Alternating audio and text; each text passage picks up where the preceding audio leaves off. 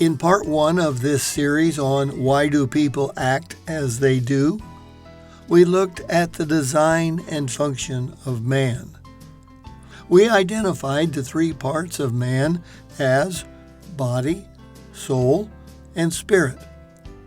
In part 2, we'll see the effect that the first man, Adam, had on the question, why do people act as they do?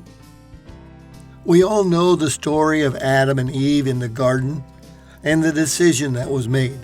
Have you ever thought about the decision-making process that Adam and Eve went through?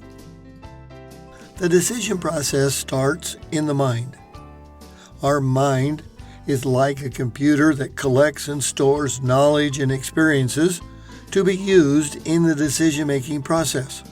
However, the process is far more than a computer truth table of logic where knowledge is stored and used to make decisions based on if-then statements, like if A equals B, then. Before the decision is made, it must pass through the will and the emotion gates before a conclusion is reached.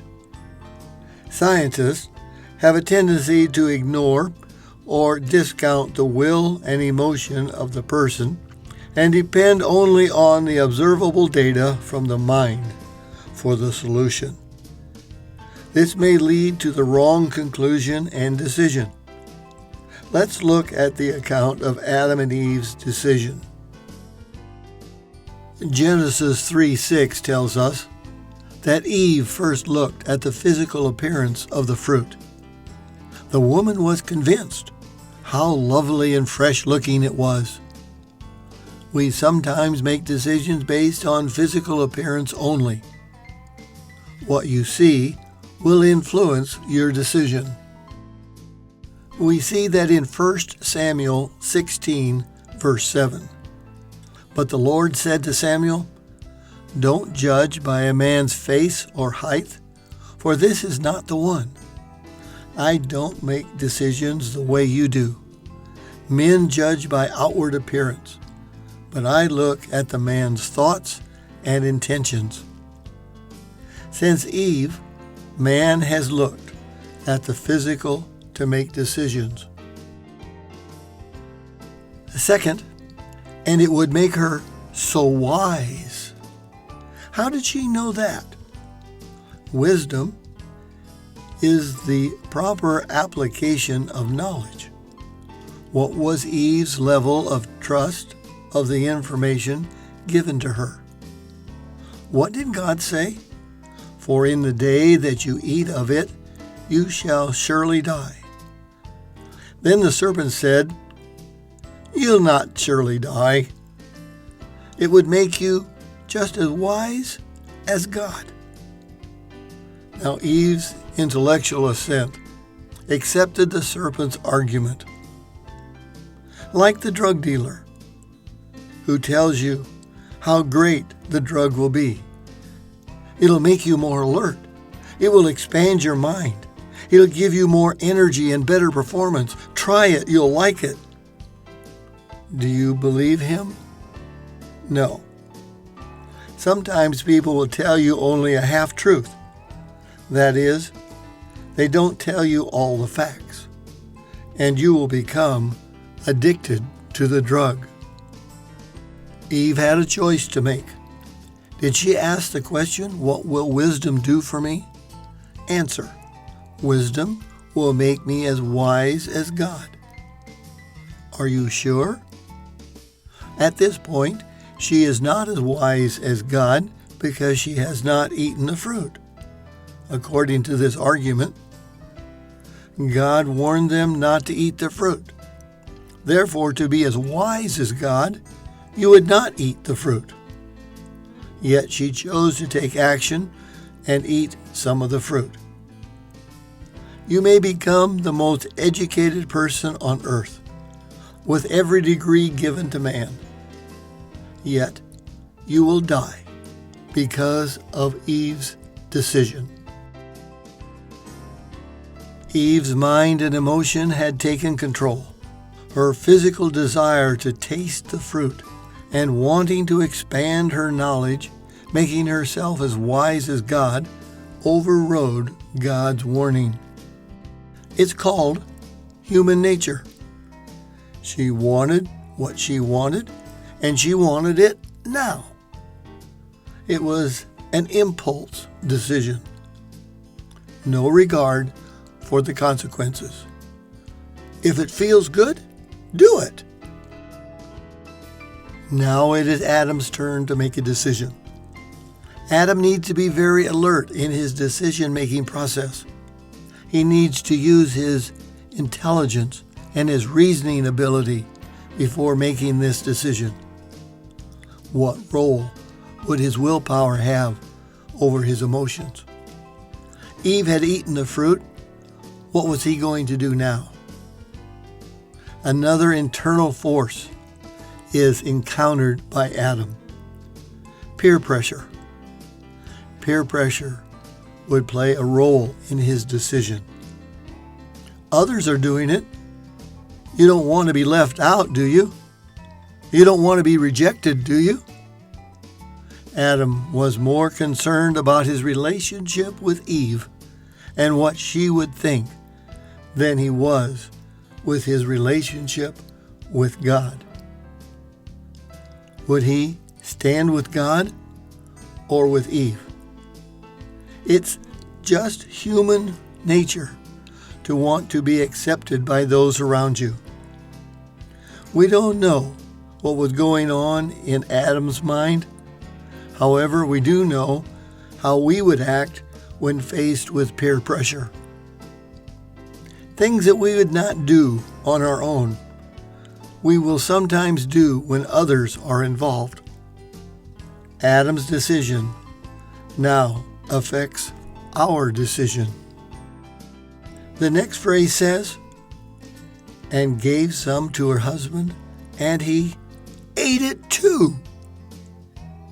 His decision was in direct disobedience to God's command, "You shall not eat."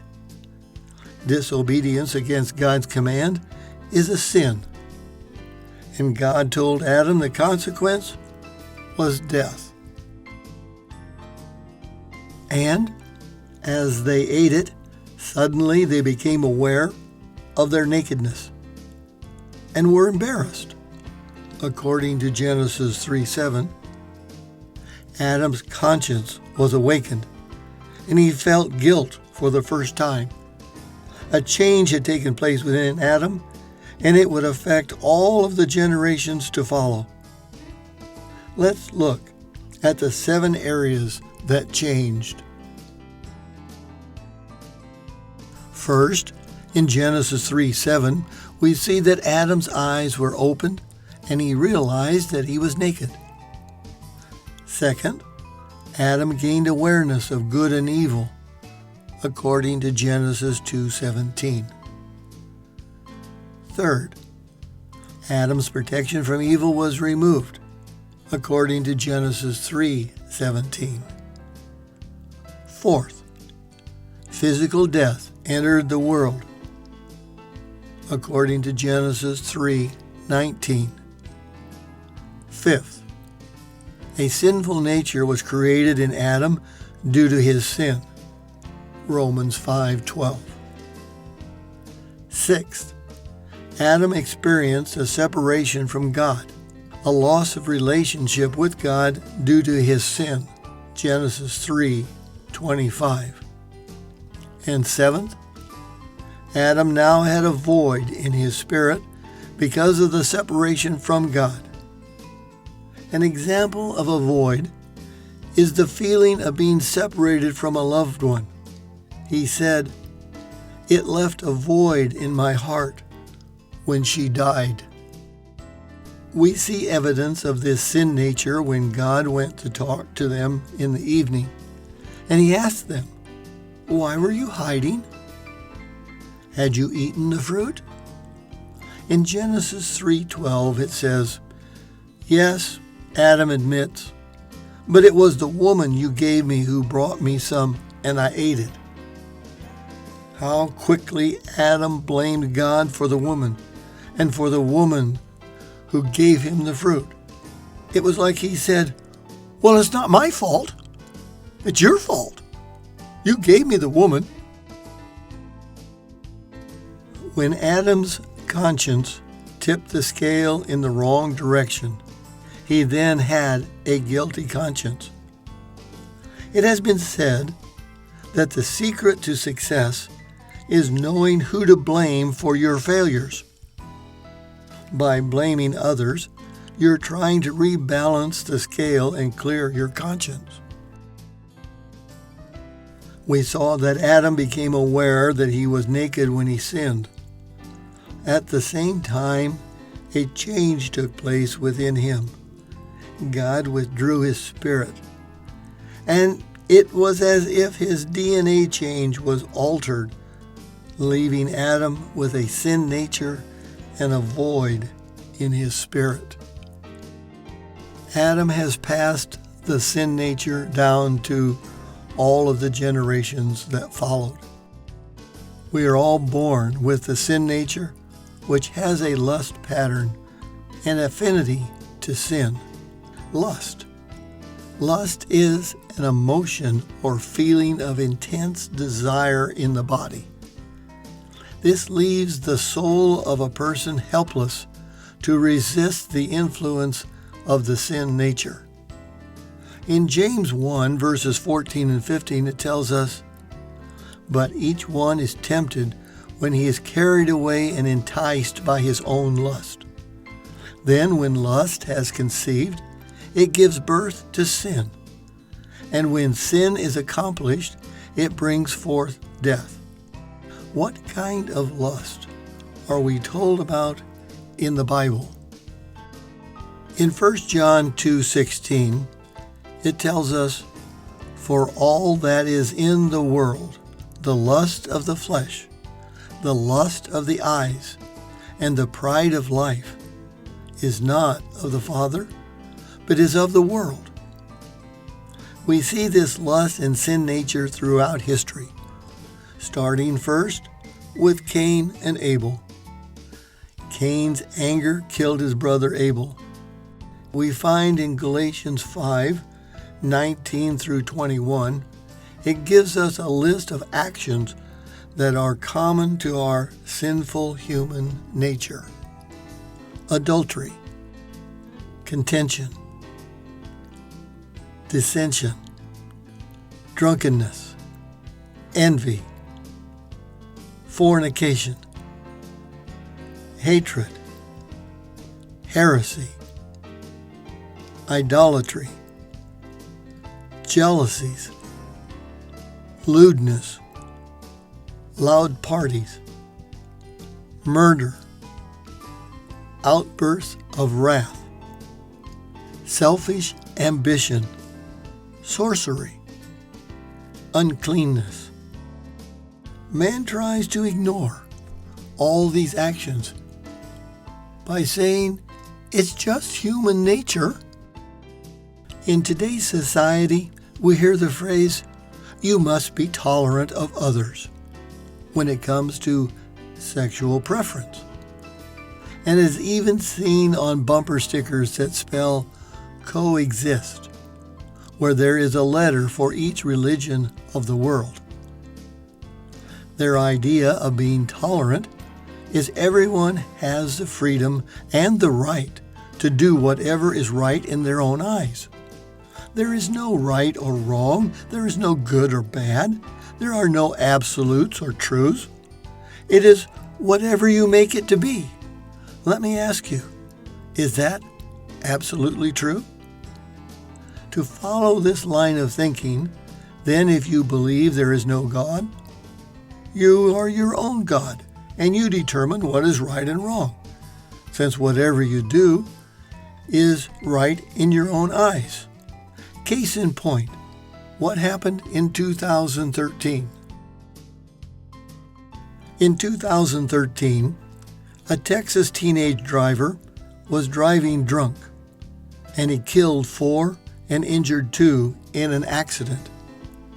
In the court, the defense claimed affluenza as the cause. The term Affluenza refers to an inability to understand the consequences of one's action because of financial privilege. In other words, the law did not apply to him because he was privileged and lacked the training to know right from wrong because their family has a large sum of money. This kind of thinking was accepted because the judge in the Fort Worth Court of Texas accepted the fence's argument. The driver served no time and was put on probation. Society as a whole does not agree. Society sets boundaries on man's action. Society has agreed on an acceptable behavior pattern.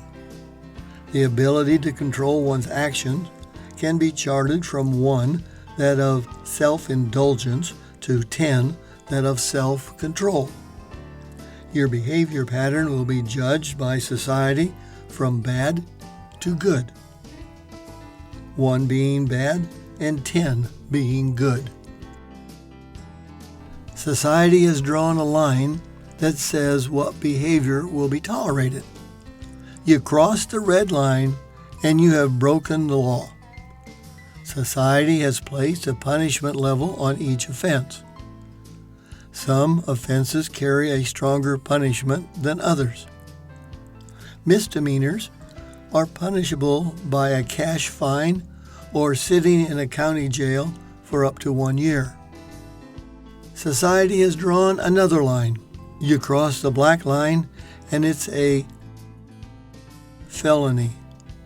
Now you can spend a lifetime in jail, and if you killed someone, it could mean your death.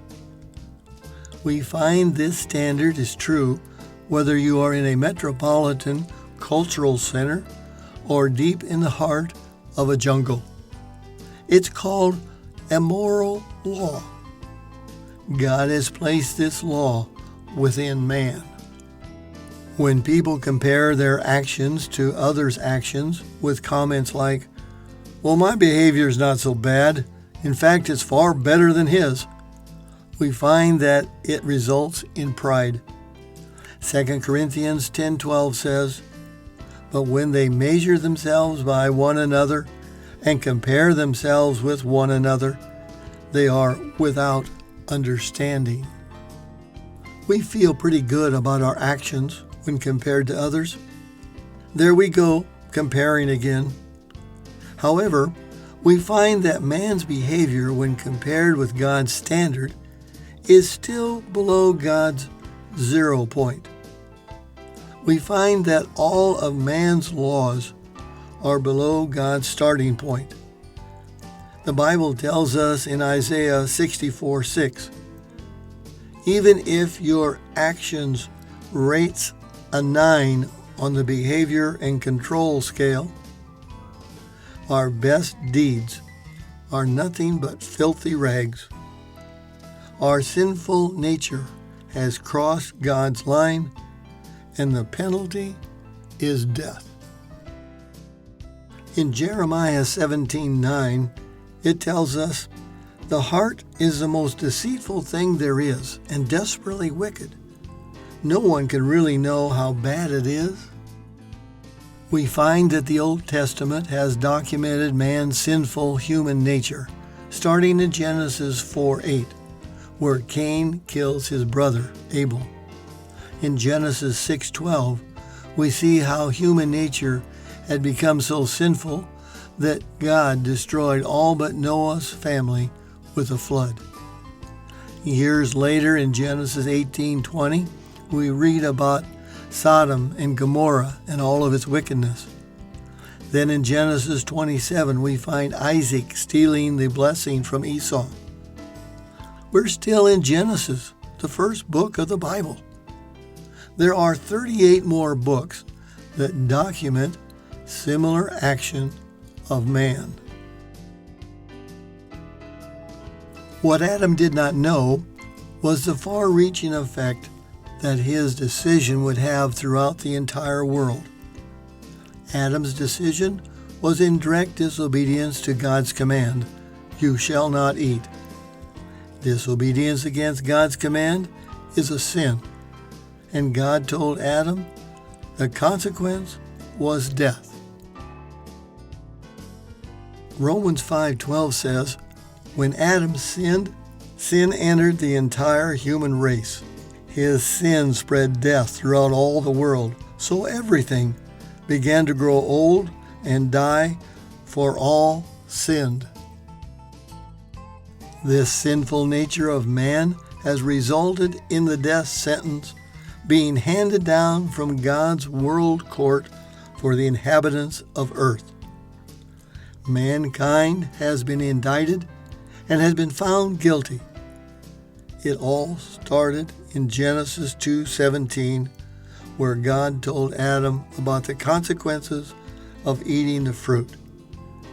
Then in Genesis 3:6, we find their action, and they ate it.